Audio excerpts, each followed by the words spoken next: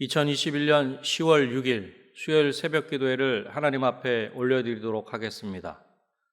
오늘 함께 보실 하나님의 말씀은 히브리서 7장 말씀입니다. 히브리서 7장 말씀을 제가 봉독해 드리도록 하겠습니다. 이 멜기세덱은 살렘 왕이요 지극히 높으신 하나님의 제사장이라. 여러 왕을 쳐서 죽이고 돌아오는 아브라함을 만나 복을 빈 자라. 아브라함이 모든 것의 10분의 1을 그에게 나누어 주니라. 그 이름을 해석하면 먼저는 의의 왕이요 그 다음은 살렘 왕이니 곧 평강의 왕이요 아버지도 없고 어머니도 없고 족보도 없고 시작한 날도 없고 생명의 끝도 없어 하나님의 아들과 닮아서 항상 제사장으로 있느니라. 이 사람이 얼마나 높은가를 생각해 보라.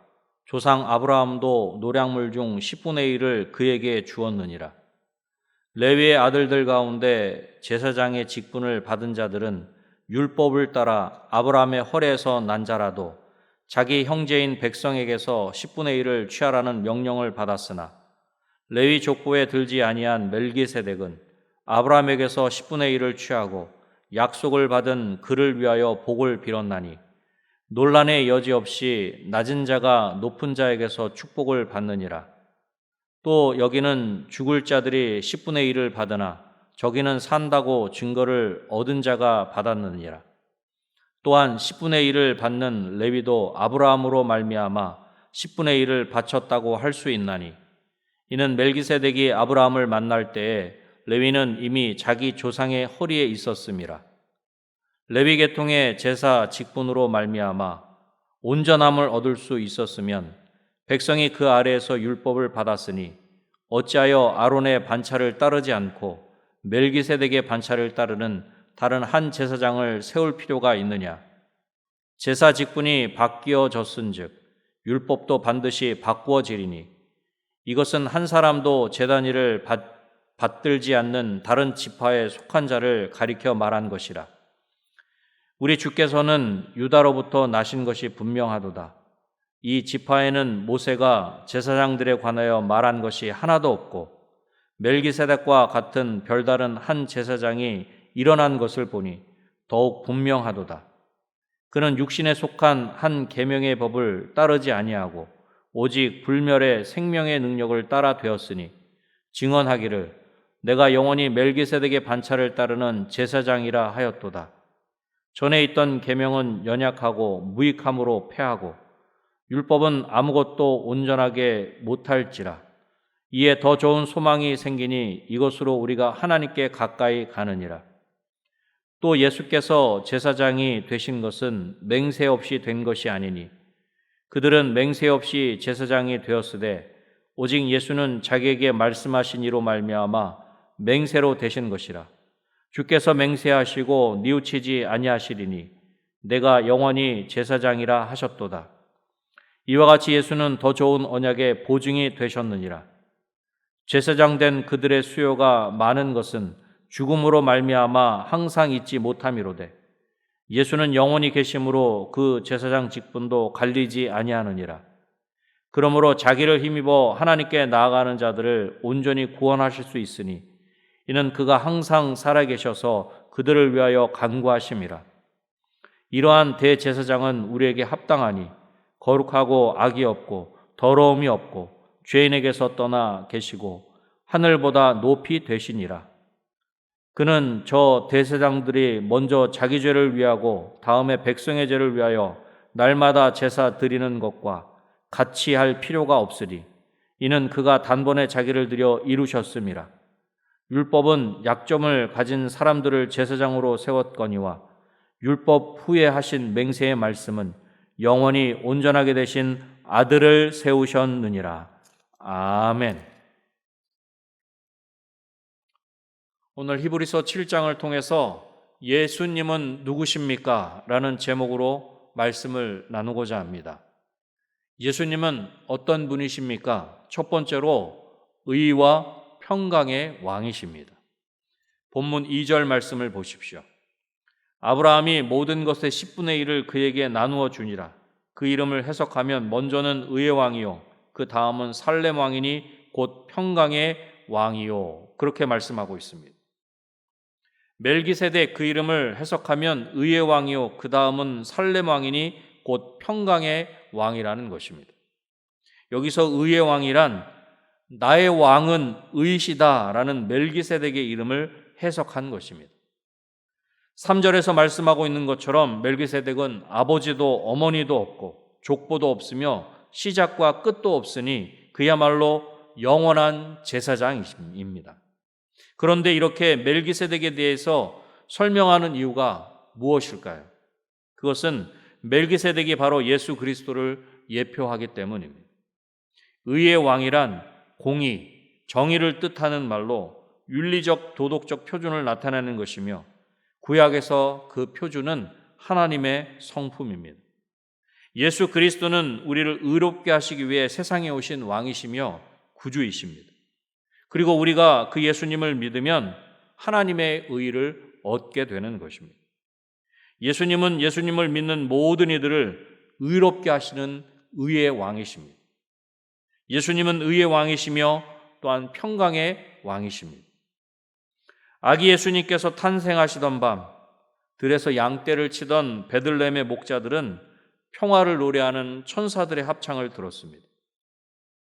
예수님께서 이 땅에 오셔서 예수님을 믿는 모든 이들에게 의와 평강이라는 엄청난 선물을 주셨다라고 하는 것입니다. 로마서 5장 10절에 이렇게 말씀합니다. 곧 우리가 원수 되었을 때에 그의 아들의 죽으심으로 말미암아 하나님과 화목하게 되었은즉 화목하게 된 자로서는 더욱 그의 살아나심으로 말미암아 구원을 받을 것이니라. 아멘. 하나님과 평화를 누리지 못하던 우리 인생이 예수 그리스도의 대속 사역으로 말미암아 의를 얻었고 예수님으로 말미암아 하나님의 의를 얻었으며 하나님과 화평하게 된 것입니다. 이것은 오직 예수 그리스도를 통해서만 하나님께 받을 수 있는 고귀한 선물입니다. 사랑하는 성도 여러분, 의와 평강의 왕이신 예수 그리스도로 말미암는 의와 평강을 나의 것으로 누리는 저와 여러분이 되시기를 주님의 이름으로 축원합니다. 예수님은 어떤 분이십니까? 두 번째로 더 좋은 언약의 보증이십니다. 본문 22절 말씀을 보십시오.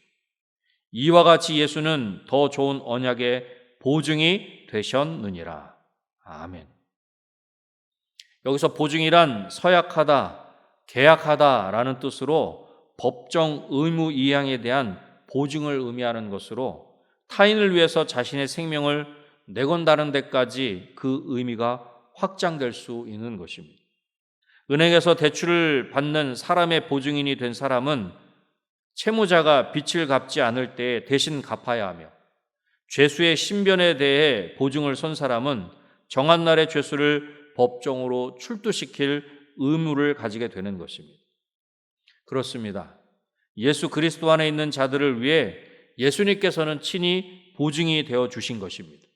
바로 죄인인 저와 여러분을 위해 보증이 되어 주셨다라고 하는 것입니다. 그러기에 죄로 인하여 영원히 죽을 수밖에 없었던 죄인인 우리를 위해 고난을 당하셨고 십자가를 지셨으며 우리를 대신하여 죽으시는 것입니다. 바로 저와 여러분을 구원해 주시기 위해 이 모든 것을 감당하셨다. 여러분, 이 놀라운 사실을 믿으십니까? 우리는 이것을 믿어야 합니다. 우리는 이것을 확신해야 한다라고 하는 것입니다. 그러면 이 효과는 언제까지 유한 것입니까? 본문 24절 말씀을 보십시오. 예수는 영원히 계심으로 그 제사장 직분도 갈리지 아니하느니라. 아멘. 예수님은 영원히 계신다. 그렇게 말씀하고 있습니다. 언약의 보증이신 예수님께서 영원하시다라는 것입니다. 그렇다면 그 보증의 효과는 언제까지입니까? 그렇습니다. 영원한 것입니다. 예수님께서 영원하심으로 우리의 보증이 되시는 예수님께서 영원하시기에 우리의 보증도 영원한 것이다. 또한 그 보증의 구체적인 효과는 어떤 것입니까? 여러분 본문 25절 말씀을 보십시오. 그러므로 자기를 힘입어 하나님께 나아가는 자들을 온전히 구원하실 수 있으니 이는 그가 항상 살아계셔서 그들을 위하여 간구하심이라. 아멘. 우리의 보증이신 예수님을 힘입어 하나님 아버지께 나아갈 수 있는 것입니다. 그리고 항상 살아계셔서 우리를 위하여 간구하시는 예수 그리스도로 말미암아 구원함을 받을 수 있다는 것입니다. 사랑하는 성도 여러분, 더 좋은 언약의 보증이 되시는 예수 그리스도를 힘입어 하나님께 담대하게 나아갈 수 있는 저와 여러분이 되시기를 주님의 이름으로 축원합니다. 예수님은 어떤 분이십니까? 마지막 세 번째로 영원한 대제사장이십니다. 본문 26절 말씀을 보십시오. 이러한 대제사장은 우리에게 합당하니 거룩하고 악이 없고 더러움이 없고 죄인에게서 떠나 계시고 하늘보다 높이 되시니라. 아멘. 예수님이야말로 우리를 구원하기 위해 가장 합당하신 대제사장이십니다. 가장 합당한 이유를 무엇이라 본문 26절에 말씀하고 있습니까? 거룩하고 악이 없고 더러움이 없고 죄인에게서 떠나 계시고 하늘보다 높이 되신 분이시다는 것입니다. 한마디로 아무런 흠도 없는 완전히 거룩하고 깨끗하신 분이시다. 그렇게 말씀하고 있는 것입니다. 그렇습니다. 레위 계통, 특히 아론의 자손인 대제사장들은 먼저 자신들의 죄를 위해 제사를 드려야만 했습니다. 왜냐하면 그들도 똑같은 죄인이었기 때문입니다. 만약 죄를 해결하지 않고 지성소에 들어가면 죽게 되었다라고 하는 것입니다. 그러나 대제사장이신 영원한 대제사장이신 예수님께서는 그러실 필요가 없으십니다. 왜냐하면 죄가 없으시기 때문입니다. 거룩하고 악이 없고 더러움이 없고 죄인에서 떠나 계시기에 대제사장이신 예수님께서는 그러실 필요가 없다는 것입니다. 또한 레위 대제사장들은 속죄제를 해마다 반복적으로 드려야 했습니다. 그러나 예수 그리스도는 단번에 영원한 제사를 드리셨기에 더 이상 우리의 원죄를 해결하기 위해 제사를 되풀이해서 드릴 필요가 없는 것입니다.